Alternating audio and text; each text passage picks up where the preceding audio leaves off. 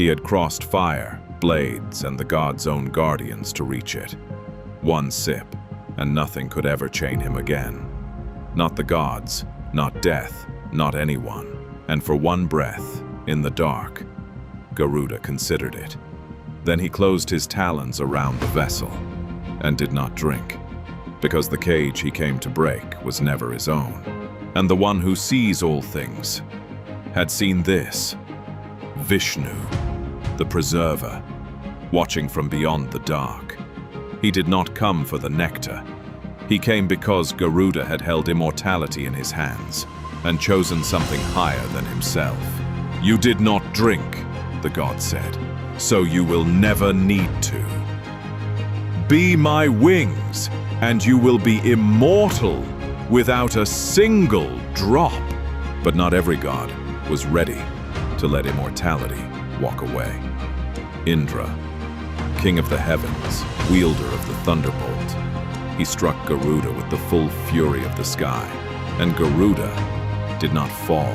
He did not even break. He let a single feather drop, not from pain, but from respect. And the king of the gods met something he could not command. So the king of gods offered a bargain. "Carry the nectar to the serpents, to buy your mother's freedom, but you will not let them drink it. Set it down, walk away, and leave the rest to me." Garuda understood. He would keep his word to the letter and break it in the place where words don't reach. He returned to the serpents who had chained his mother. He set the nectar before them, payment as promised, and the chains fell from Vinata's wrists. After a lifetime of servitude, his mother was free. The serpents had their prize, or so they believed. But immortality is sacred, and the sacred demands purity. So the serpents went to cleanse themselves before they drank, exactly as Garuda knew they would. And in that single, unguarded breath, Indra struck. The nectar was gone. The serpents returned to bare grass and licked the empty blades in desperation, splitting their tongues forever. That is why the serpent's tongue is forked to this day. Garuda had kept every promise. His mother was free, the gods kept their nectar, and the serpents kept nothing but a scar. But look back now at everything he crossed. The wall of fire was never only fire. It was every barrier that says, "You do not belong here."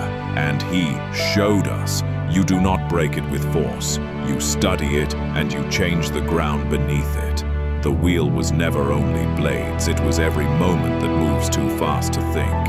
And he showed us, the opening is always there. You only have to be still enough to see it. The serpents were never only serpents. They were every doubt that waits for the half-second your courage blinks. And he showed us, give fear nothing, and it has nothing to hold. Fire, timing, presence, the three trials of a god are the three trials of every human life.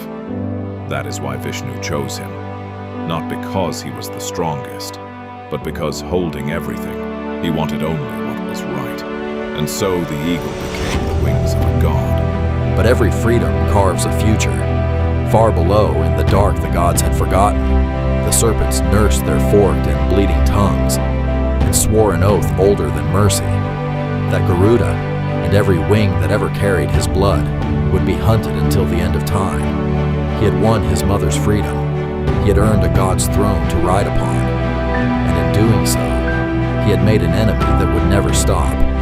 The war between the eagle and the serpent had only just begun.